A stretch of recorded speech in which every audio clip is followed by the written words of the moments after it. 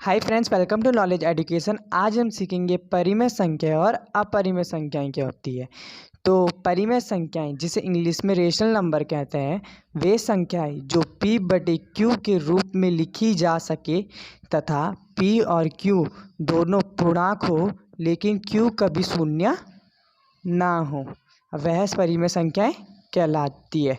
मतलब वह संख्याएं जो p/q के रूप में लिखी जाए। मतलब अब मैं उदाहरण के तौर पे आपको समझाता हूँ।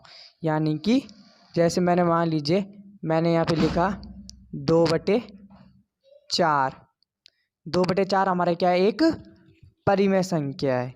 इसी प्रकार हम कुछ भी लिख सकते हैं। मतलब जैसे मैंने यहाँ पे लिख दिया 6/9, 6/9, 3/7। मतलब कुछ भी जो हम बटे के रूप में लिख सकते हैं वो सब क्या है, परिमेय संख्याएं हैं। अब मान लीजिए मेरे पास एक सिंगल नंबर है, एक अकेली संख्या है। तो जैसे मान लीजिए मैंने लिखा 2, तो क्या ये हमारा एक परिमेय संख्या होगा? तो हाँ, ये होगा, क्योंकि कोई भी एक अकेली संख्या उसके नीचे हमेशा एक रहता ही रहता है। तो ये हमारी क्या होगी, परिमेय संख्या होगी। अब इसी प्रकार हम लेता हूँ 0।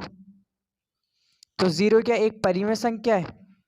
हाँ, 0 भी एक परिमेय संख्या, क्योंकि इसके नीचे हम एक लिख सकते हैं। अब मान लीजिए मैं एक और देता हूँ। जैसे मैंने लिखा यहाँ पे 3/0। तो क्या ये हमारा परिमेय संख्या होगा? नहीं, ये हमारा परिमेय संख्या नहीं होगा, क्योंकि क्यों कभी शून्य नहीं होता। तो क्यों कभी क्या है, शून्य नहीं होता। तो का हमारा हर जो होगा वो कभी भी शून्य नहीं होना चाहिए। भले ही हमारा जो अंश है, जो हमारा p है, वो 0 हो सकता है आदि। ये क्या हमारा आगे तक जा सकता है आराम से आदि। अब हम पढ़ेंगे अपरिमेय संख्या, जिसे इंग्लिश में इरेशनल नंबर कहते हैं।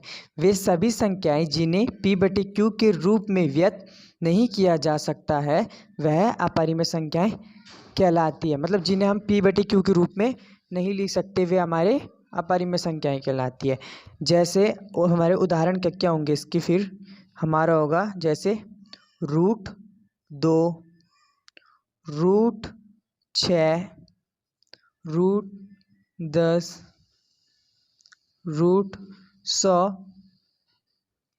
कुछ भी, मतलब ये जो हमें रूट में लिख सकते हैं। और हमारा पाई भी हमारा क्या है, अपरिमेय संख्या है।